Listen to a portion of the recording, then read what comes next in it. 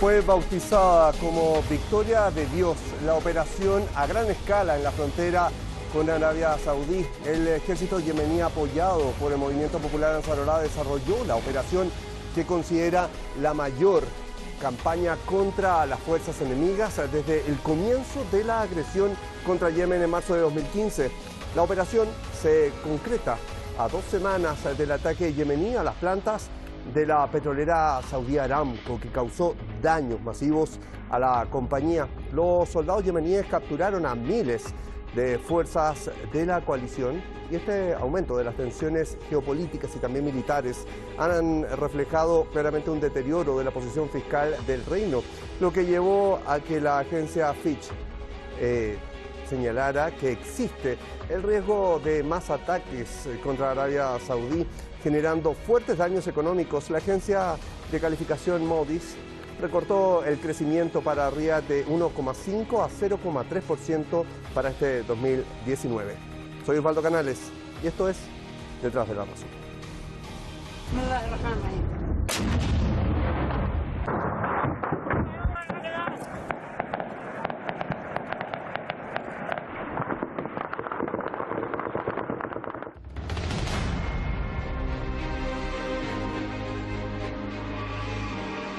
تعتبر العملية من أبرز العمليات العسكرية الواسعة التي نفذتها قواتنا بكفاءة واقتدار خلال معركة التصدي للعدوان الغاشم على بلدنا. إنها أكبر عملية استدراج لقوات العدو والمخدوعين منذ بدء العدوان على بلدنا.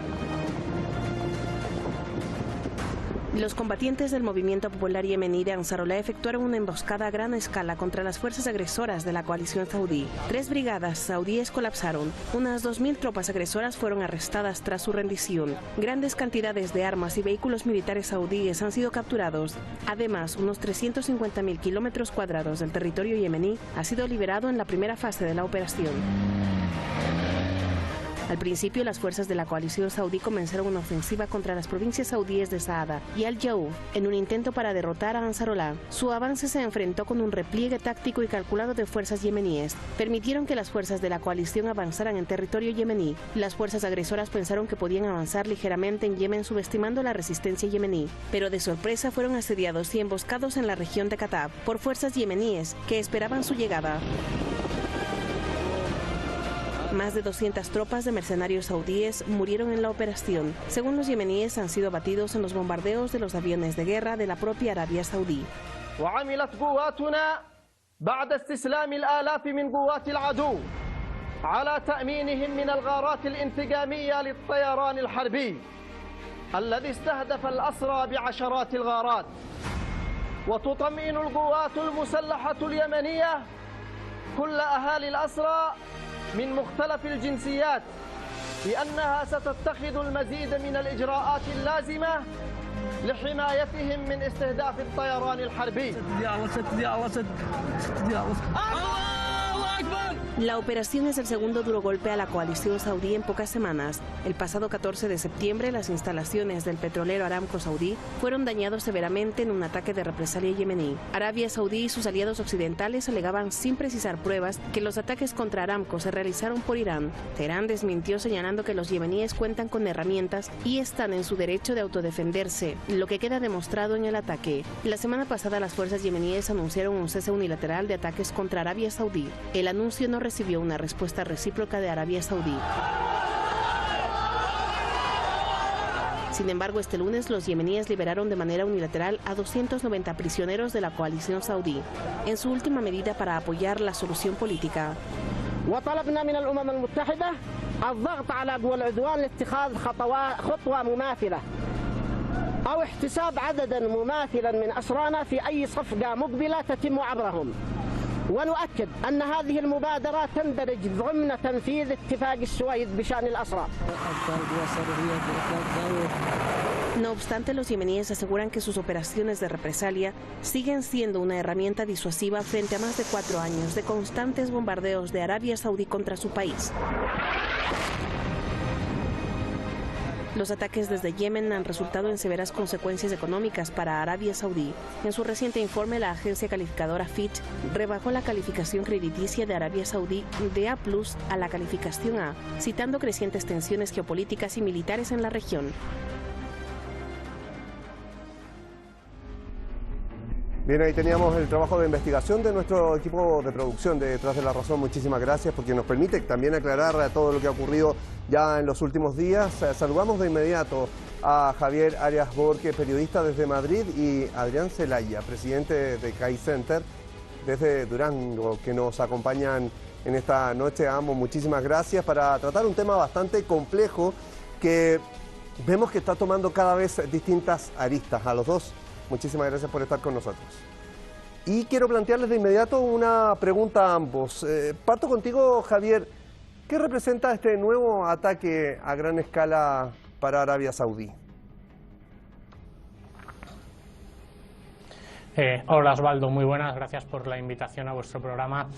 Lo que queda claro ahora mismo es que los rebeldes hutíes han sido capaces de llevar a cabo prácticamente su mayor ofensiva cuando ya llevamos 4 años de conflicto, lo que quiere decir, en primer lugar, que el conflicto de Yemen está más vivo que nunca, y en segundo lugar, que Arabia Saudí puede tener mucho dinero, pero todavía no tiene capacidad militar siquiera para asegurar sus propias fronteras. Adrián, te replico la pregunta porque es bien interesante, de acuerdo al perfil que hemos ido conociendo desde 2015 a la fecha. Arabia Saudí siempre siendo uno de los mayores compradores de armas. Hoy día, ¿qué significa este ataque realizado por Yemen?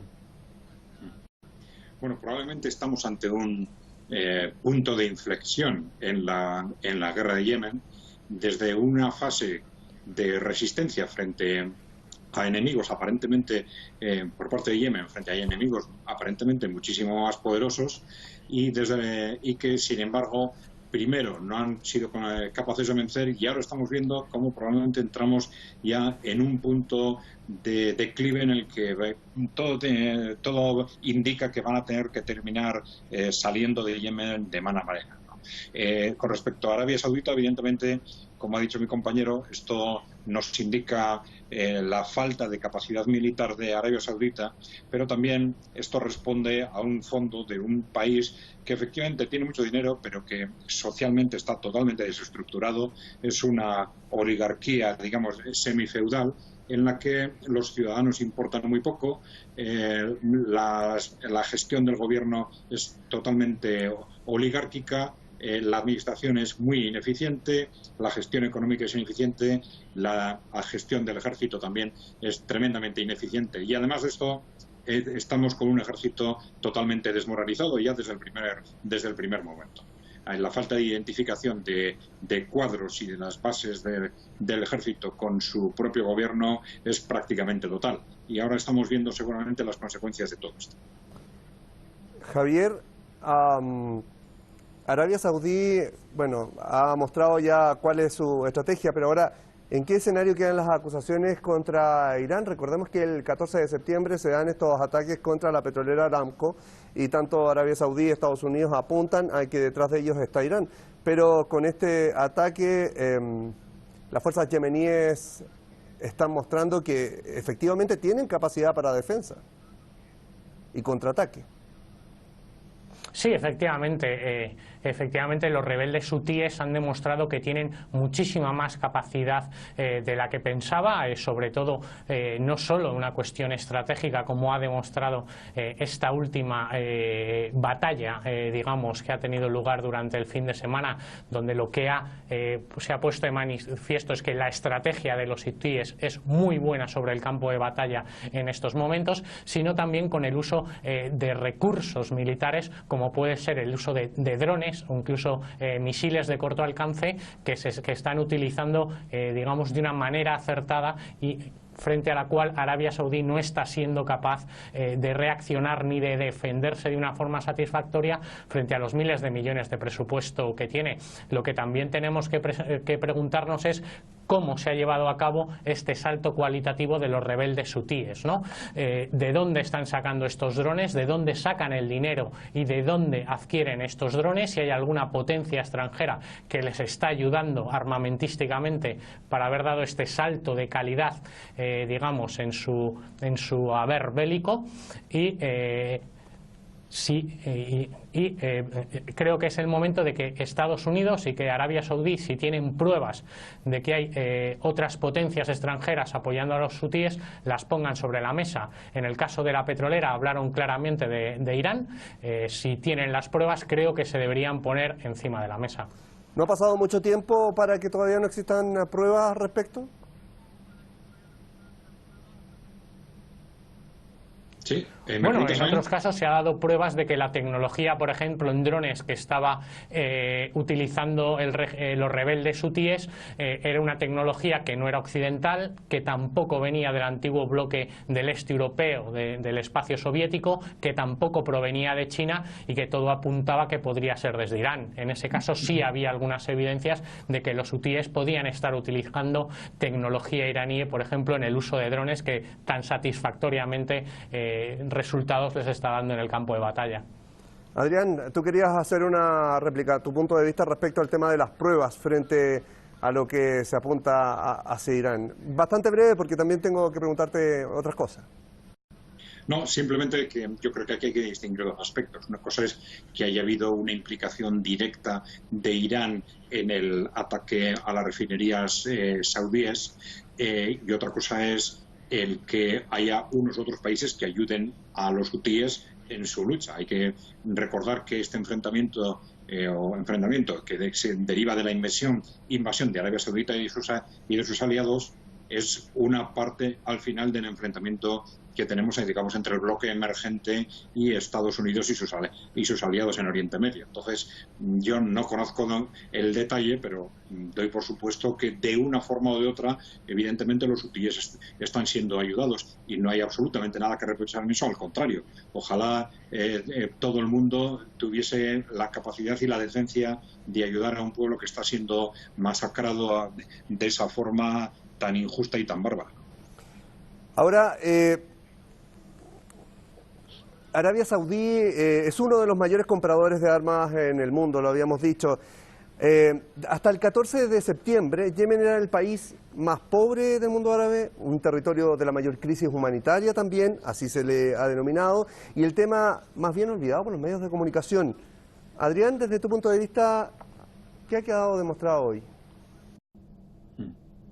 Bueno, yo creo que esta noticia y la del asalto a las refinerías ha obligado de alguna forma a poner la guerra del Yemen sobre la mesa, porque efectivamente, como vosotros habéis dicho, la guerra del Yemen se ha llamado más de una vez la guerra olvidada. Es decir, la guerra que desde un punto de vista humanitario estaba siendo más dura, más salvaje, pero que no interesaba poner sobre la mesa a los medios de comunicación occidentales, que ya sabemos que están controlados en un 90% por los intereses no voy a decir de los países occidentales, de la élite occidental, de la élite que controla Estados Unidos y la Unión Europea.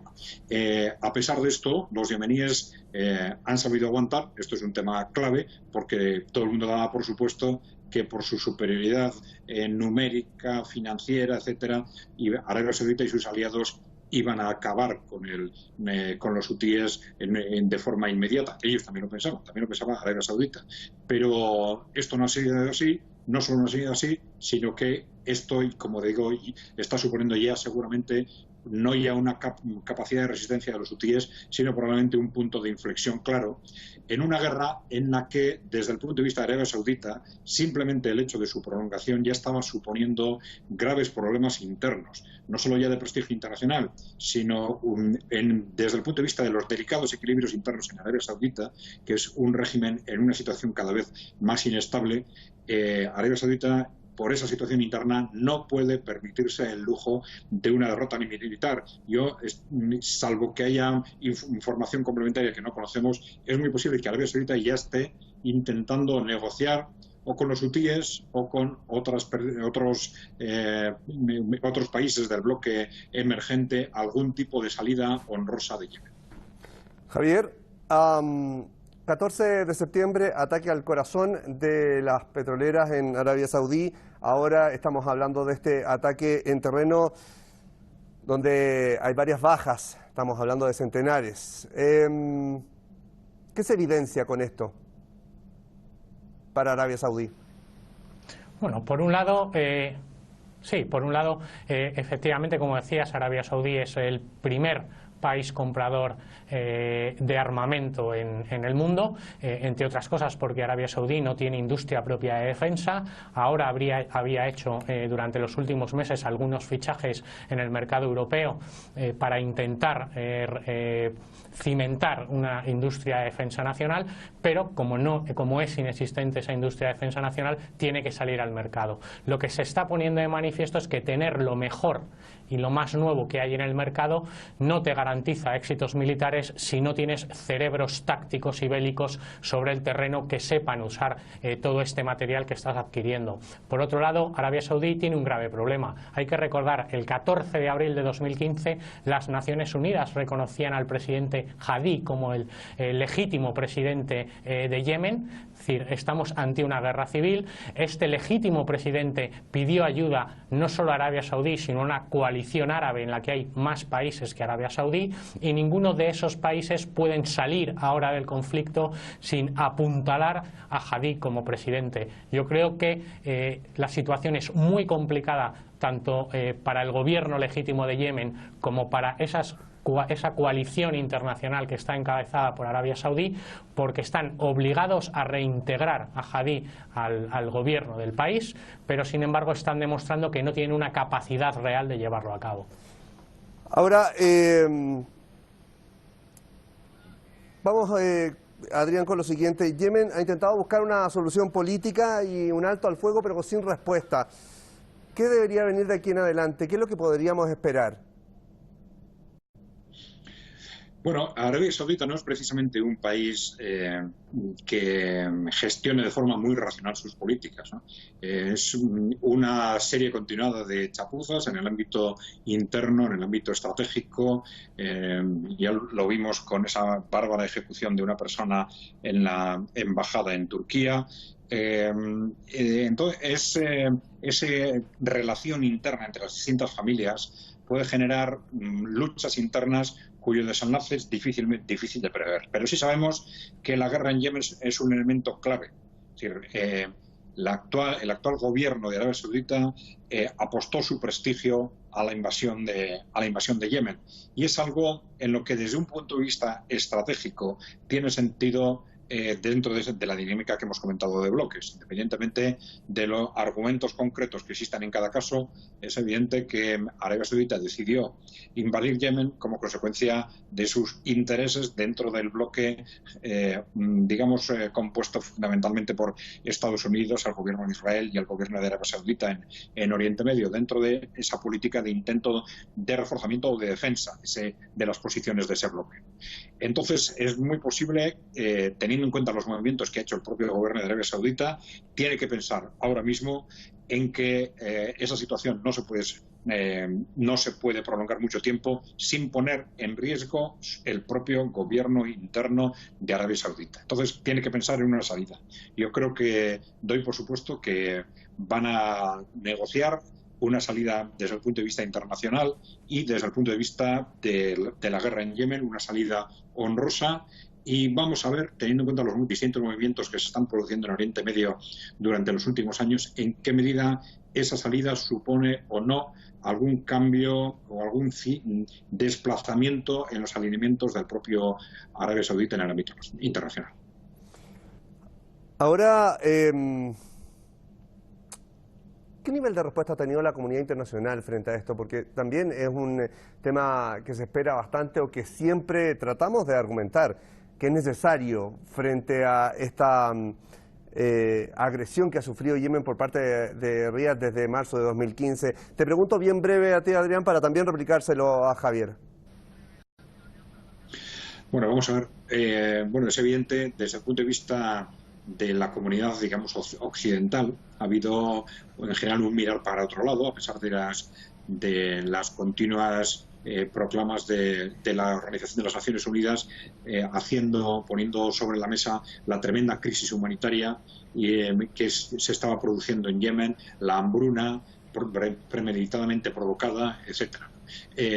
Bueno, vamos a ver, estamos en un contexto histórico, esta guerra no es una más, es una guerra que se produce en un contexto que es decisivo para saber quién va a controlar Oriente Medio en el corto o medio plazo, y es muy posible que de alguna forma el quién o cómo se controle Oriente Medio en el corto y medio plazo condicione los equilibrios a nivel mundial, con lo cual ninguna de las partes implicadas va a ceder fácilmente posiciones o aquí o en otro terreno. Y yo creo que los países occidentales han jugado fundamentalmente en este terreno como han jugado en otros casos. Es decir, lo que nos interesa desde el punto de vista de la defensa de los intereses, vamos a decir, de la élite financiera occidental, pues es mirar para otro lado, y se ha mirado para otro lado. Y los medios de comunicación en Occidente, que están controlados en un 90% por esos intereses, pues hacen exactamente lo que se les dice.